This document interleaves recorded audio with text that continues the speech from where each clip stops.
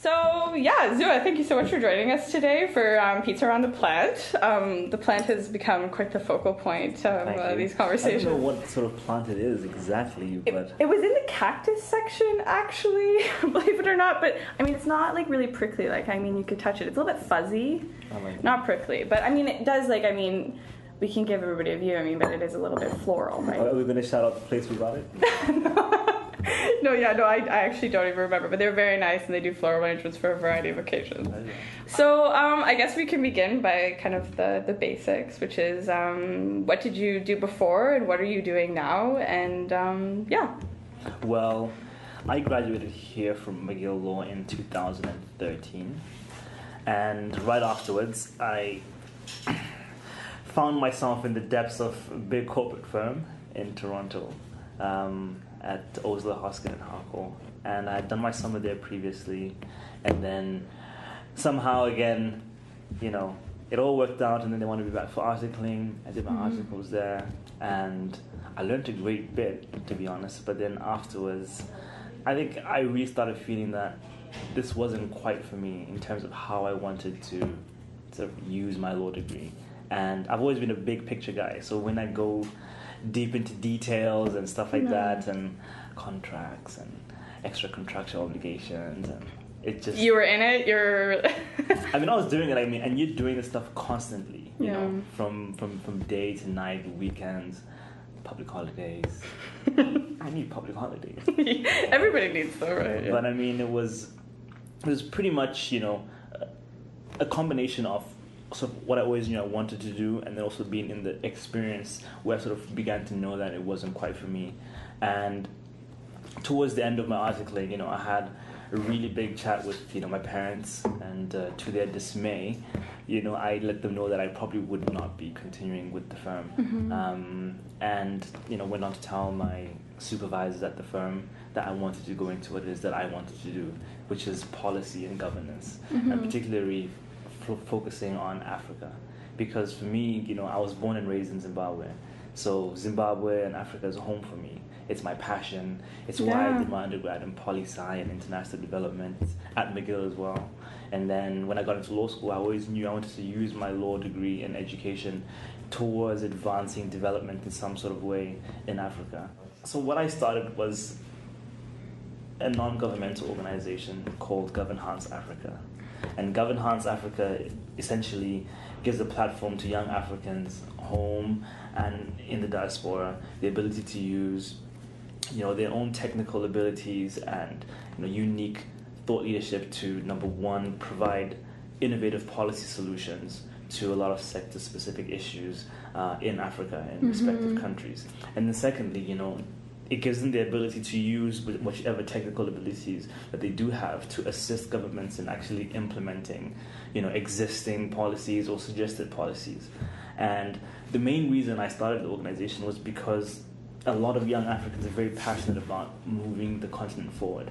And many of the times, you know, we like to blog and we like to, you know, have these great discussions on Facebook and Twitter, but, you know, there was never really an avenue that was welcoming to younger Africans to get involved in the actual governance structures and, you know, creating and assisting in implementing policy that has lasting effects. So that's really where we came in. And again, I think my education in law, you know, my undergrad in poli-sci and IBS really assisted me in kind of framing and conceptualizing that whole organization. And it was scary, there's no doubt about that. It was scary. I probably had some moments of doubt, but my sense of purpose was stronger than that. You know, because I knew it outweighed it. Yeah. It definitely did. You know, otherwise I don't think I'd have been able to make the switch. You know, and I had a great support network as well, which is very important. So is it fair to say that for people looking to do the same, that confidence in yourself is probably one of the... It's very important because people would think that you're mad, right? Number one, they'll think you're mad coming out of law school and not wanting to go the traditional firm route. No. Not everyone will think that way, but a lot of people will. And sometimes you find even your teachers, you know, your teachers, your family, your friends, and of course your fellow law students. And even non-law students are like, well, what do you mean you don't work for this big firm or this boutique firm or whatever it is that you know. But definitely, let's think about why you came to law school, you know. Was it to end up at a firm, which is perfectly okay? Was it to end up at an international organization, which is perfectly okay? Was it to be an advocate for a certain issue, which is also okay? And a specific cause. Have you been able to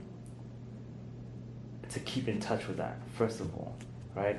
So are you talking to people who are still in that industry, people who, are doing what it is that you love?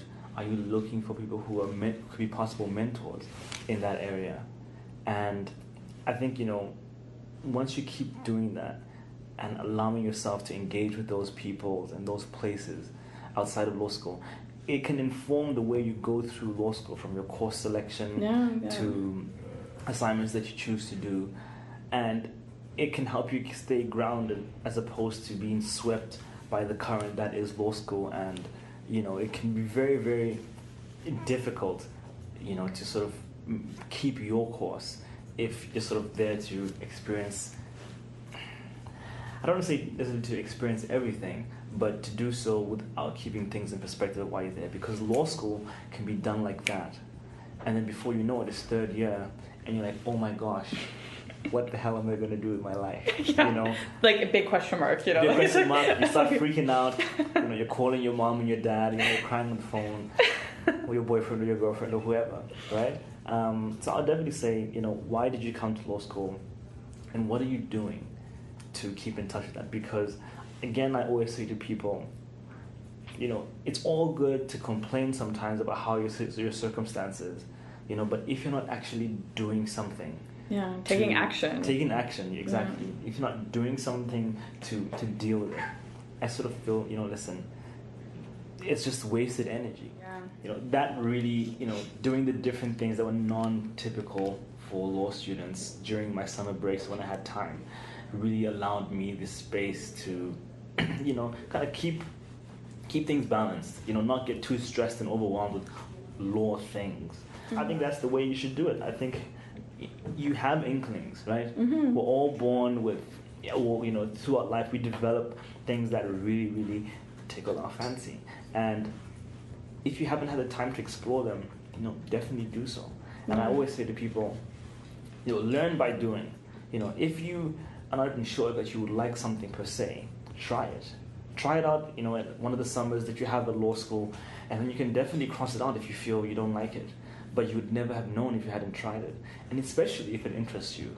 Yeah. Because, like you said, the tool in which you can use law as a tool. You can adapt, you can rebrand, you can sort of allow yourself to explore these different areas from a legal perspective sometimes. I mean, sometimes you maybe just want to say, listen, I'm done with the legal perspectives altogether. I want to deal with it from a purely business perspective, or from a purely policy perspective, or whatever it is that you put on another hat. In other words, right? Right? Yeah. Life is too short to restrict yourself to a specific degree. I mean, you got to say, listen, this is what is unique about me. We all going to graduate with the same degrees, with the GPAs that are pretty similar. So what is it about me that's going to stand out? And you really have to dig deep and really look inside and see what it is that you feel is unique about you. And it's a great exercise of self-appreciation, and really understanding your value and really understanding just how unique you are as an individual. And I think that's why I'm really excited about your group, because I think it shows that people are, really trying to now look about what it is that makes them a bit different in terms of what they want from their law degree than the norm, right? Thanks so much. This is great. Thanks for having pizza. Pizza around the plant. I think it went really well. What do you think?